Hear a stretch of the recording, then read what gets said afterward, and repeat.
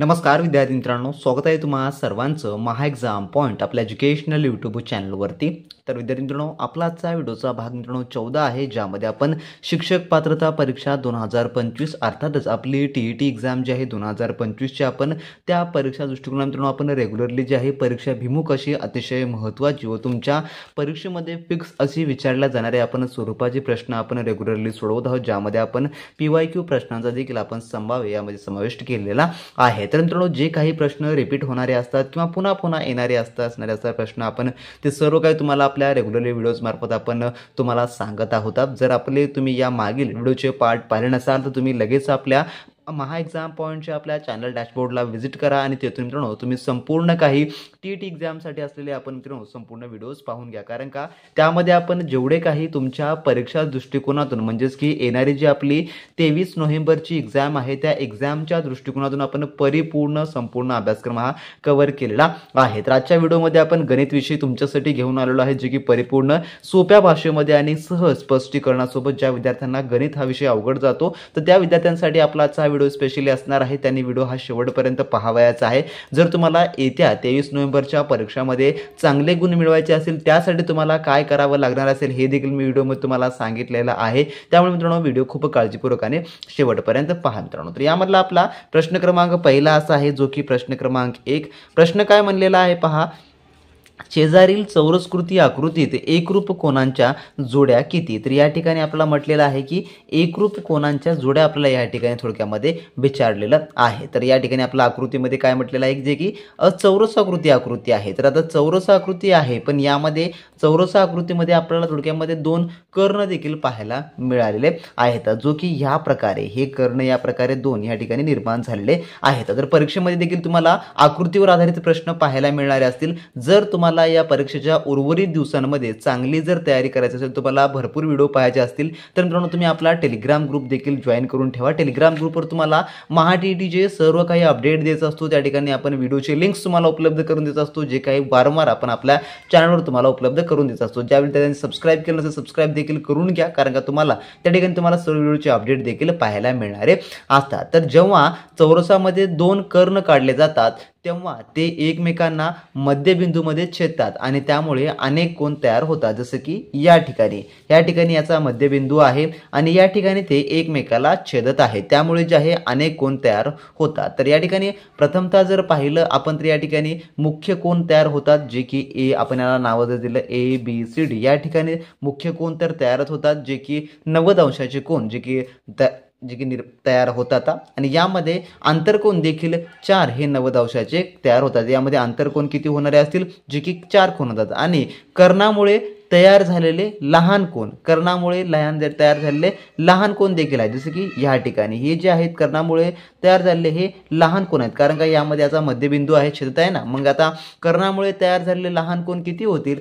तर त्याची संख्या जी होणारी असेल जे की 8 कोन, हे जे की या ठिकाणी कर्णामुळे म्हणजेच किती पूर्ण कोन जे की किती अंशाचे असतात, जे की 90 अंशाचे। तर कर्णामुळे किती अंशाचे ते लहान कोन तयार होतात, जे की 45 अंशाचे, जे की लहान कोन हे जे आहे थोडक्यामध्ये तयार होणारे असतात। तर कर्णाच्या छेदनबिंदूवरील कोन, तर कर्णाचा जो छेदनबिंदू आहे तर या बिंदूवरील देखील किती कोन तयार होतात, तर या बिंदूवरील देखील 90 अंशाचेच कोन तयार होतात। याची संख्या किती होणारी असेल, जे की 4 या ठिकाणी तयार होणारी असेल, जे की या छेदनबिंदूपासूनचे आता छेदनबिंदू देखील आपण यामध्ये घेतलेलं आहे। तर या ठिकाणी मग कर्णांचे जे काही मी तुम्हाला नॉर्मली सांगत आहे, तर जे काही चौरस्कृती आकृतीमध्ये जर दोन कर्ण तुम्हाला काढलेले दिले असतील परीक्षेमध्ये सेम या प्रकारच्या डायग्राममध्ये, तर त्या ठिकाणी जर तुम्हाला एकूण कोणांची जर संख्या तुम्हाला विचारली असेल तर ती होणारी असेल, जे की 16 होणारी असेल। हे इन जनरली नॉर्मली झालं, जे की परीक्षेमध्ये तुम्हाला विचारलं असेल। तर पण आपला प्रश्न काय यामध्ये की शेजारील चौरस्कृती आकृतीत एकरूपी कोणांच्या जोड्या किती आहेत म्हटलेलं आहे, एकरूपी या ठिकाणी विचारलेलं आहे। तर मी हे जनरली तुम्हाला सांगितलेलं आहे। समजा असा प्रश्न आला आणि यामध्ये तुम्हाला म्हटलं की या ठिकाणी दोन कर्ण देखील आहेत आणि कोणांची संख्या किती आहे असं विचारलं, तर त्या ठिकाणी जी कोणांची संख्या होणारी असेल जे की 16, ज्यामध्ये आंतरकोन जे आहे 4 आहेत, कर्णांमुळे तयार झालेल्या लहान कोन किती आहेत 8 आहेत आणि कर्णांच्या छेदनबिंदूवरील जी कोनांची संख्या आहे जी 4 आहे, ज्यामध्ये 45 अंश आणि 90 अंशाचे असे दोन प्रकारचे कोन जे आहेत ते तयार होतात। तर आपला प्रश्न काय म्हटलेला आहे या ठिकाणी, जे की एकरूप कोनांच्या जोड्या या ठिकाणी सांगितलेलं आहे। तर आपण काय करू, प्रथमतः या ठिकाणी प्रत्येक गटातील एकरूप कोणांच्या जोड्यांची आपण संख्या स्वतंत्रपणे काढून घेऊ आणि नंतर त्यांची जी आहे ती बेरीज करू। तर या ठिकाणी सुरुवातीला आपण काय करू, 90 अंशाच्या कोनाच्या या ठिकाणी काढून घेऊ। तर 90 अंशाच्या कोनांची जी जोड्या आहेत त्या ठिकाणी किती आहेत, जे की 4 आहेत। तर या एका गटामध्ये जर आपण प्रथमतः पाहिलं, जे की एका गटात जे काही कोन आहेत, एका गटात एकूण जे की 4 + 4 म्हणजे 4 + 4 या ठिकाणी कोणते आहेत, तुम्हाला सांगायचं झालं 4 + 4 कोणते आहेत, जे की कर्णाच्या छेदनबिंदूवरील कोन आणि आंतरकोन ह्या प्रकारे आपण या दोन्ही घेणार आहोत। तर म्हणजेच किती होणारे असतील, 4 + 4 हे 8 कोन होणारे असतील। तर 8 कोन आहे, ज्यामध्ये चौरसाचे आंतरकोन जे 4 आहेत आणि कर्णाच्या छेदनबिंदूवरील 4 कोन असे 8 कोन या ठिकाणी आहेत। तर हे सर्व कोन कसे आहेत, हे सर्व कोन 90 अंश मापाचे असल्यामुळे त्या सर्व एकमेकांशी कसे आहेत, एकरूप आहेत। कारण का त्या सर्वांचा जो माप आहे तो 90 अंशाचे आहे, तर त्यामुळे ते एकरूप आहे। तर यासाठी एक सिंपली सूत्र आहे, कोणताही तुम्ही लक्षात ठेवून घ्या, जे की काढण्यासाठी तर n1 छेदामध्ये जे की 2 हे सूत्र आहे। तर n म्हणजेच बरोबर किती, जे की संख्या होणारी असेल। या ठिकाणी किती संख्या आहे, मग 8। आता आपल्याला या सूत्रामध्ये ही किंमत बसून घ्यायची आहे। कशी बसवायची आहे, जसं की n गुणाकारात n-1 आणि डिवाइड मध्ये 2। तर या ठिकाणी ही आपली संख्या बसून घेऊ, 8 गुणाकारात 8 जे काही 8 - 1 आणि छेदामध्ये 2 ला 2। मग आता आपल्याला याचं काय तोडफोड करून घ्यायचे आहे, म्हणजेच काय 8 गुणिले या ठिकाणी 7 1 वजा झालं म्हणजे आणि 2 या ठिकाणी येणार असेल। तर या ठिकाणी आपण पुन्हा मग याचा जर भागाकार केला तर या ठिकाणी किती येणार असेल, जे की 56 आणि या ठिकाणी किती 28 या ठिकाणी मिळणार असेल। तर 28 आपला काय मिळालेले आहे, फक्त एका गटाचं या ठिकाणी आपल्याला मिळालेला आहे। आता दुसरा गट आपला काढायचा आहे ना, दुसरा गट म्हणजेच कोणतं, जे की आपल्याला 45 अंशाचं ह्या गटाचं आपल्याला काढायचं आहे। तर हे कर्णाचं आपल्याला काढायचं आहे। आपण हे कयाचं काढलं, हे आपण जे आहे 90 अंश कोणाचं काढलेलं आहे, ज्यामध्ये 2 कोन घेऊन आपण एकत्र घेऊन काढलेलं आहे। तर आपल्याला आता 45 अंश कोनाच्या जोड्या या ठिकाणी काढायच्या आहेत। तर या गटात जे आहे कर्णामुळे तयार झालेले एकूण लहान कोन किती आहेत, 45 अंशाचे, जे की मी तुम्हाला सुरुवातीला सांगितलं आहे ते देखील 8च आहेत। तर हे सर्व 8 कोन जे आहेत 45 मापाचे असल्यामुळे, हे जे आहेत ते की 45 मापाचे असल्यामुळे ते सर्व कसे आहेत, एकमेकाशी एकरूपच आहेत। मग आपल्याला परत जे काही आपलं सूत्र आहे, जे की हे सूत्र आहे, मग परत आपल्याला तेच ह्यामध्ये आपल्याला करावायचं आहे। म्हणजेच काय आपलं उत्तर किती येणार असेल, सेम 28 येणार असेल। मग आता आपल्याला काय करायचं आहे, या दोघांच्या एकरूप कोनांच्या जोड्या करण्यासाठी आपल्याला या 90 अंश प्लस आपल्याला 45 अंशची बेरीज करून घ्यावी लागणारी असेल, जे की किती आलेलं आहे, तर 28 + 28 जे की किती होणार असेल, 28 दोन्ही 56 जे की होणार असेल। तर 56 हे आपला ऑप्शन किती मध्ये दिसत आहे, जे की ऑप्शन नंबर क मध्ये दिसत आहे। म्हणजेच काय, तर शेजारील चौरस्कृती आकृतीत एकरूपी कोनांच्या जोड्यांची संख्या जी की 56 या ठिकाणी होणारी असेल। तर मित्रांनो, तुम्हाला अशा प्रकारचे आकृतीवरील प्रश्न जे की परीक्षेमध्ये सोडवण्यासाठी थोडक्यात विचारले जात असतात। तर फक्त तुम्ही आकृती लक्षात ठेवा। अशा प्रकारे तुम्हाला परीक्षेत आकृती आली तर 100% मी जे काही तुम्हाला नियम सांगितलेले आहेत त्या नियमानुसार तुम्ही त्याचं उत्तराचं सोडवा, जे की करू शकता। आणि परीक्षेत तुम्हाला 100% फिक्स सांगतो की असेच प्रश्न तुम्हाला विचारले जात असतात। जेवढे काही आपण मागील व्हिडिओ पासून तुम्ही पाहून घ्या, जेवढ्या काही मी तुम्हाला टाईपच्या आकृत्या शिकवलेल्या आहेत ते संपूर्ण काही PYQ स्वरूपामधलेच आहेत आणि परीक्षाभिमुख दृष्टिकोनाने इम्पॉर्टंट अशा संपूर्ण काही आकृत्या आहेत।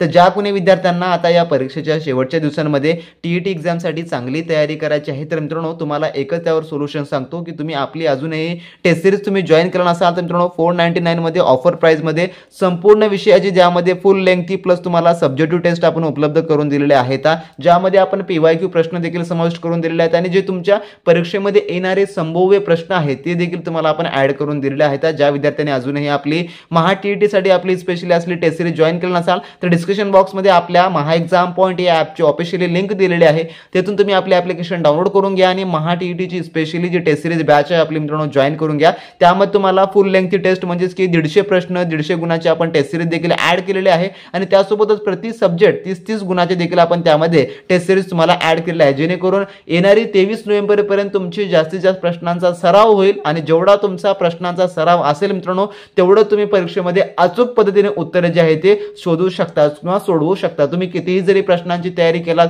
तुम्ही कितीही व्हिडिओ जरी पाहिलात मित्रांनो, तुमची सेल्फ स्टडी जोपर्यंत असणार नाही तोपर्यंत तुम्हाला परीक्षेमध्ये यश मिळणं अवघड आहे। त्यामुळे तुम्ही जेवढ्या जास्त प्रश्नांचा सराव स्वतःहून कराल, जेवढा जास्त प्रश्न तुम्ही स्वतःहून सोडवाल, तोपर्यंत मित्रांनो तुम्हाला प्रश्न समजणार नाहीत. त्यामुळे आपली टेस्ट सिरीज आहे, त्यामुळे एकमेव पर्याय उपाय आहे. तुम्ही लगेच आपली ॲप्लिकेशन डाउनलोड करा. या व्हिडिओच्या लिंक्समध्ये आपले दिलेले आहे डिस्क्रिप्शन बॉक्समध्ये आपल्या ॲपची. तिथून मित्रांनो आपली ॲप डाउनलोड करून महाटीईटीची संपूर्ण काही टेस्ट सिरीज बॅच ही जॉईन करून घ्या आणि चांगल्या व उत्तम तयारीला तुम्ही लागा मित्रांनो. त्यानंतर पाहू आपला प्रश्न क्रमांक दुसरा, जो की काय म्हणतो पहा, की जोडमूळ संख्याचा पर्याय यापैकी कोणता आहे. तर या ठिकाणी आपल्याला जोडमूळ संख्या शोधायचे आहेत. तर मी तुम्हाला बऱ्याच वेळेस जोडमूळ संख्या देखील समजावून सांगितलेल्या आहेत की जोडमूळ संख्या नेमके कशा असतात किंवा कोणत्या असतात, कोणत्या प्रकारच्या असतात.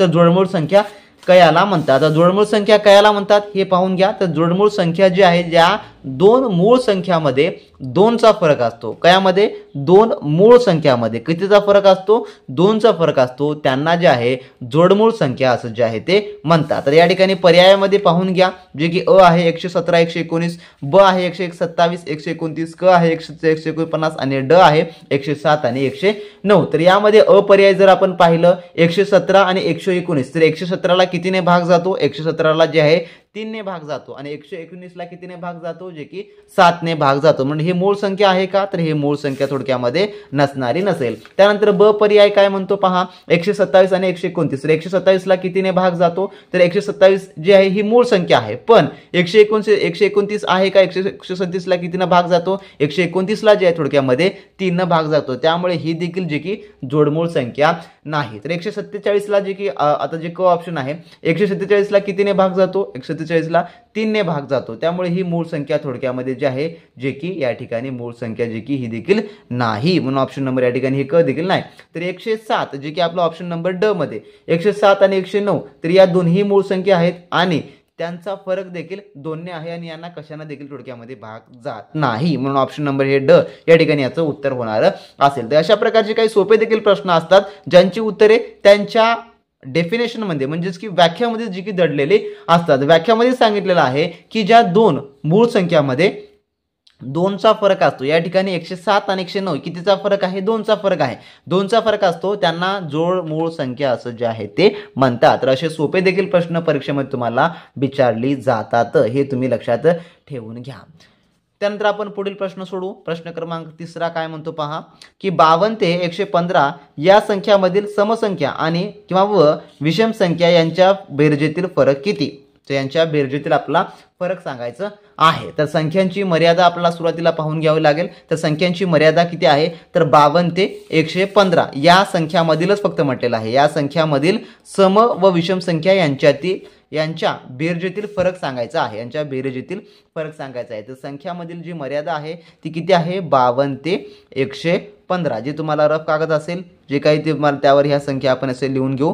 तर दोन्ही धरून तर एकूण संख्या किती आहे, जे की 115 वजा 52 आणि प्लस 1 म्हणजेच किती आहे, तर एकूण एक संख्या, जे की एकूण यामधून जर 52 मध्ये 1 आणि 64, जे की एकूण संख्या 64 आहेत, जे की या ठिकाणी. तर आता यामधून आपण किती काय काढू, सुरुवातीला समसंख्या काढू. सुरुवातीला यामधून एकूण समसंख्या किती निघतात, तर समसंख्या जी आहे 52 आहे, 54 आहे, अशा प्रकारे 56 आहे, 58 आहे. तर अशा प्रकारे कितीपर्यंत निघतात, तर या ठिकाणी 114 ही देखील शेवटची जी काय आहे ती समसंख्याच आहे. म्हणून अशा प्रकारे किती समसंख्या निघतात, तर या ठिकाणी 32 जे की समसंख्या या ठिकाणी निघतात. तर आता विषम संख्या पुढे आपण शोधू. तर विषम संख्या कोणती आहे, तर 53 ही विषम संख्या आहे, 54 ही विषम संख्या आहे, 57 ही विषम संख्या आहे, त्यानंतर 59 ही विषम संख्या आहे. अशा प्रकारे शेवटची 115 ही देखील काय आहे, तर ही देखील विषम संख्या आहे. मग आता एकूण किती विषम संख्या होतील, हे देखील जे की 32 ह्या विषम संख्या होणाऱ्या असतात. या ठिकाणी आपल्याला काय म्हटलेलं आहे, जे की फरक काढणे म्हणजेच काय, तर विषम संख्याच्या बेरजेतून समसंख्याची बेरीज वजा करायची आहे. आपण विषम आणि समसंख्याची जोडी करून आपण या ठिकाणी फरक काढू. तर फरक या ठिकाणी कसा काढायचा आपल्याला, जे की विषम संख्या आणि समसंख्याच्या जोडी करून. तर या ठिकाणी 53 वजा 52 राईट, म्हणजे की यांच्या जोड्या करत आहोत. त्यानंतर प्लस, त्यानंतर 55 वजा 54 या ठिकाणी प्लस.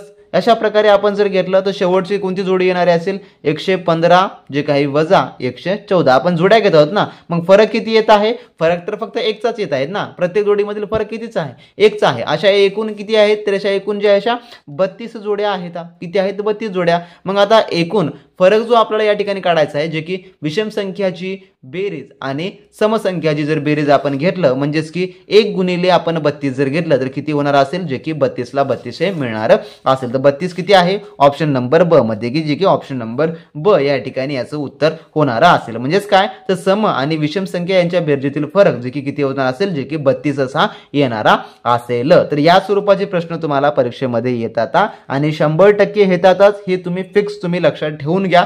तुम्हाला अशा प्रकारच्या प्रश्नांचा तुम्हाला जास्तीत जास्त सराव करायचा आहे. तर तुम्हाला जास्तीत जास्त सराव करायचा असेल तर आपलं एकमेव सोल्युशन आहे त्यावर, की आपली महा एक्झाम पॉइंटची ॲप डाउनलोड करा. त्यामधले टेस्ट सिरीज जेवढे काय आहेत ते तुम्ही परिपूर्ण एनरोल करून घ्या आणि त्यांचा तुम्ही रेग्युलरली जर आजपासून देखील सराव तुम्ही सुरू केला तर 100% मित्रांनो तुमची परीक्षा जी की 23 नंबरच्या टार्गेट पर्यंत तुम्ही परिपूर्ण तयार असाल आणि 100% तुम्ही कॉन्फिडन्स न तुम्ही परीक्षेमध्ये जे आहे तुमचा जे काही पेपर तुम्ही सोडवू शकता. तर मित्रांनो प्रश्न क्रमांक 14, तर प्रश्न क्रमांक 14 हा मित्रांनो अपूर्ण आहे, यामध्ये संख्या काही मिसिंग झालेल्या आहेत, त्यामुळे आपण हा स्किप करू आणि आपल्या पुढच्या प्रश्नाकडे वळूया, कारण का यामध्ये संख्या जी आहे ती दिलेली नाही आहे, त्यामुळे हे आपण स्किप करू. हा प्रश्न आपण वगळू या ठिकाणी.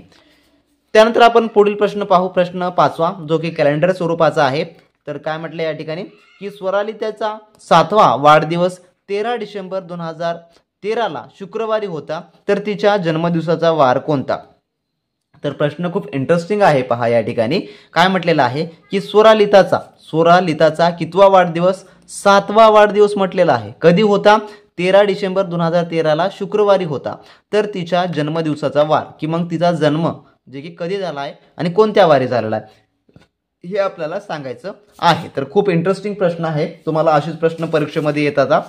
तर या ठिकाणी तिला आपल्याला काय शोधायचं आहे तर जन्मदिवसाचा वार. तर या ठिकाणी मी डायरेक्टली कच्च्या कागदावर लिहून घेतो जन्मदिवसाचा वार, या ठिकाणी आपल्याला जे की शोधायचं आहे. तर तिचा 7वा वाढदिवस जे की या ठिकाणी दिलेली आपण संख्या लिहून घेऊ, दिलेली संख्या कितवा आहे 7वा वाढदिवस. तर कधी होता, जे की 13 डिसेंबरला होता आणि त्या दिवशी 2013 साल होय आणि त्या दिवशी वार होता जे की शुक्रवार हा होता. तर आता जन्मदिन, तिचा जन्मदिन कधी झाला असेल, 7वा वाढदिवस म्हणताना तिचा जन्मवर्ष कोणता असेल, मग या ठिकाणी आपल्याला काय करावं लागणार असेल, 13 डिसेंबर 2013 मधून आपल्याला किती वर्ष वजा करावे लागतील, 7वा वाढदिवस म्हणजेच किती वजा करावे लागतील थोडक्यामध्ये, तर 7 या ठिकाणी वजा करावे लागतील. आणि आपण 13 मधून जर 7 वजा केले तर किती उत्तर येणार असेल, जे की 6. म्हणजेच काय तर 2006 हे साल तिचं काय असणार असेल, जे की जन्मवर्ष या ठिकाणी असणार असेल. तर असे प्रश्न असतात, पहा तुम्ही लक्षात ठेवून घ्या. असे प्रश्न तुम्हाला शोधायचेच परीक्षेमध्ये असतात, तुम्हाला डायरेक्टली काही ठिकाणी देत नसतं, तर काही ठिकाणी या ठिकाणी आडपदर स्वरूपाचे देखील प्रश्न परीक्षेमध्ये विचारले जात असतात. 7वा वाढदिवस म्हणल्यामुळे आपण 2013 साल हे तिचा 7वा वाढदिवस आलेला आहे, त्यामधून आपण तिचे जेवढे काही मधले वर्ष आहेत ते आपण या ठिकाणी वजा केलेले आहेत, म्हणून आपण या ठिकाणी तिचं 2006 हे जन्मवर्ष आपल्याला निघालेलं आहे. 2013 ते 6 पर्यंत मागच्या जायची जी आहे, मागे जायचं आहे आपल्याला या ठिकाणी, म्हणजेच किती 7 वर्षाच्या कालावधीपर्यंत आपल्याला जे आहे या ठिकाणी मागे जायचं आहे. आता 2006 ते 13 मध्ये लीप वर्ष किती होते, लीप वर्ष देखील आपल्याला काउंट करावे लागणारे असतील. तर 2006 आणि 2013च्या दरम्यान लीप वर्ष किती होतं, जे की 2008 हे लीप वर्ष होतं आणि त्यानंतर 2012 हे जे आहे लीप वर्ष होतं. म्हणजेच काय या दोघाला 4 ने निशेष भाग जातो. तर ज्या वर्षाला 4 ने निशेष भाग जातो तो वर्ष जे आहे थोडक्यामध्ये लीप वर्ष असतो. तर लीप वर्ष जे आहे म्हणजेच की त्या वर्षी 366 दिवस असतात. म्हणजेच काय फेब्रुवारी मधला एक दिवस हा त्या ठिकाणी वाढतो. तर सामान्य वर्षाचे जे दिवस आहेत तर या ठिकाणी सामान्य वर्ष यामध्ये किती आहे, तर सामान्य वर्ष जे असतात ते सामान्य वर्ष गणना जे काही किती विषम दिवस आणि किती सम दिवस हे थोडक्यामध्ये पाहावे लागतात. तर या ठिकाणी आपण काय करू, आता जे काही विषम दिवसांची गणना या ठिकाणी करू. तर सामान्य वर्ष किती आहेत या ठिकाणी 5 आहेत, मग 5 गुणिले 1 या ठिकाणी म्हणजेच की 1 दिवस येणार असेल तर किती दिवस होतील, जे की 5 या ठिकाणी विषम दिवस येणारे असतील. मग लीप वर्षामधले 2 दिवस एक दिवस प्लस झाले ना, 2008 मध्ये 1 प्लस झाला 2012 मधला, म्हणून या ठिकाणी 2 गुणिले 2 या ठिकाणी येणारे म्हणजे किती वाढणारे असतील, जे की 4 दिवस हे वाढणारे असतील. मग आता एकूण दिवस, आता एकूण विषम दिवस जर आपण याच्या ठिकाणी काढलं तर 5 प्लस म्हणजेच की 4 म्हणजे या ठिकाणी किती, जे की 9 दिवस. तर आपण जर या ठिकाणी घेतलं जे काही आता नेट विषम दिवस जर आपण या ठिकाणी काढलं, हे 9 दिवस फक्त विषम दिवसांच्या गणनामध्ये निघालेले आहेत. तर आपल्याला या ठिकाणी आता याचा आपल्याला भाग देखील द्यावा लागणार असेल, तर याचा आपण समजा 9/7 या ठिकाणी जर आपण भाग दिलं तर किती दिवस उरणारे असतील, जे की याला आपण जर भाग दिलं तर 7 × 7 आणि बाकी किती 2 उरणारे असेल. म्हणजेच काय तर 2 दिवस जे आहे थोडक्यामध्ये आपल्याला काय करावं लागणार असेल, जे की मागं जावं लागणार असेल. म्हणजेच काय तर शुक्रवारपासून जी काही वाराची गणना आहे, शुक्रवार 2013 पासून आपल्याला जे आहे 2000 साली शुक्रवारपासूनचे जे आपल्याला 2 दिवस मागे जावं लागणार असेल. म्हणजेच काय तर शुक्रवारपासून आपण 2 दिवस मागे गेलो तर गुरुवार आणि गुरुवारच्या नंतर कोणता दुसरा दिवस आहे, जे की बुधवार. म्हणजेच काय तर जो जन्माचा तिचा वार होता, जो काय स्वरालिताचा जो जन्मदिवसाचा वार होता तो कोणता होता, तर ते होता ऑप्शन नंबर अ, जे की या ठिकाणी बुधवार हा होता. तर मित्रांनो जर तुम्हाला कॅलेंडरवर हा जर तुम्हाला एक स्पेशली व्हिडिओ असेल तर कमेंट बॉक्समध्ये जास्तीत जास्त कमेंट्स करा. आपण कॅलेंडरवर सोप्या भाषेमध्ये तुम्हाला समजेल परीक्षा दृष्टिकोनाने असं आपण सर्व काही त्या ठिकाणी आपण शिकणार असा व्हिडिओ तुम्हाला आपण अपलोड लवकरच करून देऊ. मित्रांनो जर तुम्हाला वाटत असेल तर अवघड हा कॅलेंडर विषय, परंतु जे विद्यार्थी आपली टेस्ट सिरीज जॉईन करतील, रेग्युलरली प्रॅक्टिस करतील, त्यांना कसल्याही प्रकारचा हा विषय अवघड जाणार नसेल. कारण का त्यामध्ये आपण संपूर्ण काय सब्जेक्ट न्याय विथ सोल्युशन तुम्हाला टेस्ट सिरीज ऍड करून आपल्याला त्या ठिकाणी दिलेले आहेत. त्यामुळे तुम्हाला हे सर्व काही सोपं आणि समजण्यासाठी अवघड देखील जाणार नसणार आहे. ऑप्शन नंबर अ या ठिकाणी याचं उत्तर हे होणार असेल. त्यानंतर आपण पुढचा प्रश्न पाहू, जो की प्रश्न क्रमांक 6 आहे. काय म्हणतो पहा की 20 वस्तूची खरेदी किंमत 25 वस्तूच्या विक्री किमती एवढी आहे, तर त्या व्यवहारातील नफा किंवा तोटा किती. त्या व्यवहारामध्ये नफा किंवा तोटा किती म्हटलेला आहे. तर नफा झाला आहे का तोटा झालेला आहे, तर त्यांनी आपल्याला तोटाही सांगितलेला नाही, नफाही सांगितलेला नाही. आपल्याला फक्त त्यामधून शोधायचं आहे की काय झालं आहे, मग त्यानंतर ते शेकडेवारी प्रमाणामध्ये आपल्याला त्याचं रूपांतर करायचं आहे. तर या ठिकाणी काय म्हटलेलं आहे, 20 वस्तूची खरेदी किंमत 25 वस्तूची विक्री किंमत एवढी आहे म्हटलेलं आहे. तर या ठिकाणी पहा स्पष्टीकरण आपण करू आता. तर या ठिकाणी दिलेलं समीकरण काय आहे की जे खरेदी किंमत आहे, जी काही 20 या ठिकाणी 20 आपण खरेदी किंमत करून घेऊ. 20 खरेदी किंमत बरोबर 25 काय आहे, तर या ठिकाणी किती दिले आहेत 25 जे आहेत जोडक्यामध्ये विक्री किंमत. 20 ही खरेदी किंमत आहे, 25 ची विक्री किंमत एवढी आहे म्हटलेलं आहे. तर या ठिकाणी आपल्याला याचं काय करावं लागेल, याचं सुरुवातीला गुणोत्तर प्रमाण करावं लागणार असेल, जे की खरेदी किंमत जे काही छेदामध्ये विक्री किंमत याचं जे आहे आपण गुणोत्तर प्रमाण या ठिकाणी करून घेऊ. तर या ठिकाणी खरेदी किंमत किती आहे 25, विक्री किंमत किती आहे 20. म्हणून या ठिकाणी जर याला निशेष भाग जातो, जे की 5 5 25 आणि 5 चोक या ठिकाणी 20, याला 5 ने निशेष भाग जातो. म्हणून आता 5/4 असं जे याचं गुणोत्तर आपल्याला प्राप्त झालेलं आहे. म्हणजेच काय या ठिकाणी जे काही खरेदी किंमत आहे ती 5 आहे आणि जी जी काही विक्री किंमत आहे याला आपण 4 ने भाग दिलेला आहे, म्हणजे 5 ने निश्चित भाग झालेला आहे. तर यामध्ये आता तोटा झाला का फायदा झाला, मग यामध्ये जो आहे थोडक्यामध्ये जो काही आहे जी काही खरेदी किंमत आहे, जी खरेदी किंमत आहे ती विक्री किमतीपेक्षा जी आहे थोडक्यामध्ये जे की कमी आहे. त्यामुळे जे या ठिकाणी काय झालेलं आहे, जे की तोटा हा झालेला आहे. काय झालेला आहे, तोटा झालेला आहे. कारण का त्यांनी जे काय केलेलं आहे, जे की खरेदी किंमत जी की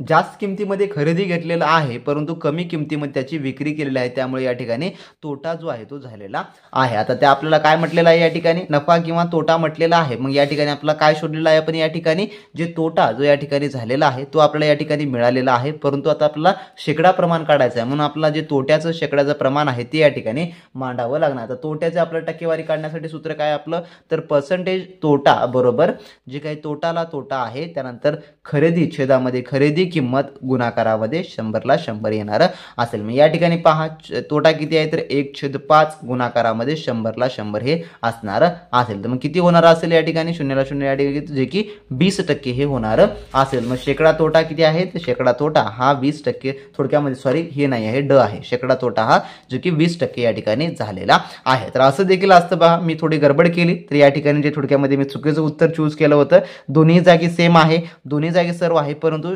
20% शेकडा नफा आहे आणि हा 20% तोटा आहे. तर आपला जे आपण गणितामध्ये आपण सोल्युशन मध्ये काय पाहिलेलं आहे, तर ऑप्शन नंबर ड, जे की शेकडा 20% तोटा या ठिकाणी त्याला झालेला आहे. तर अशा प्रकारे देखील काही प्रश्न असतात, तुम्हाला अशा प्रकारे देखील त्याचा सोडावा जो आहे तो करावा लागतो, हे तुम्ही लक्षात ठेवून घ्या मित्रांनो.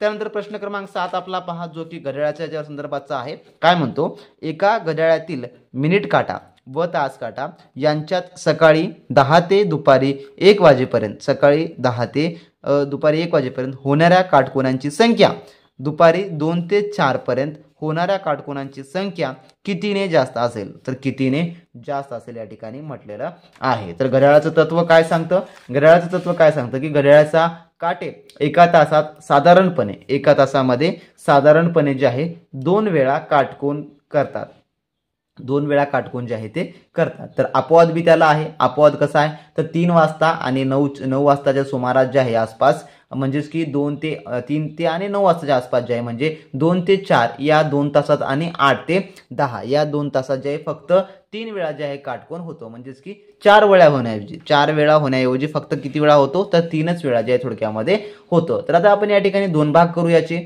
आपल्याला 2 भाग दिलेला आहे. प्रथमतः काय म्हटलेलं आहे 10 ते दुपारी 1 वाजेपर्यंत. तर आता 10 ते दुपारी 1 वाजेपर्यंत जे आहे थोडक्यामध्ये किती, म्हणजेच की दुपारी 10 ते 1 वाजेपर्यंत म्हणजेच काय तर 3 तासाचा फरक यामध्ये आहे. कसा कालावधी आपण या ठिकाणी मी तुम्हाला सांगतो 3 तासाचा कसा आहे. तर या ठिकाणी 10 ते 11 ते या ठिकाणी 12 आणि 12 ते 1 अशा प्रकारे जो आहे 3 तासाचा या ठिकाणी कालावधी आहे. तर या कालावधीत 3 किंवा 9 ही विशेष वेळ येत नाही. या कालामध्ये येते का 3 येते का, कुठेही येत नाही. 9 पण येते का, येत नाही. म्हणून या काटकोनांची संख्या किती होणारी असेल या ठिकाणी, जे की 3 तास गुणिले या ठिकाणी 2 म्हणजेच किती होणारे असेल, जे की 6 तास या ठिकाणी होणारे असेल. आता दुपारी काय म्हटलेलं आहे या ठिकाणी भाग दुसरा आपण या ठिकाणी जर पाहिलं, दुसऱ्या भागामध्ये काय म्हटलेलं आहे की दुपारी 2 ते संध्याकाळी 4 वाजेपर्यंत म्हटलेलं आहे.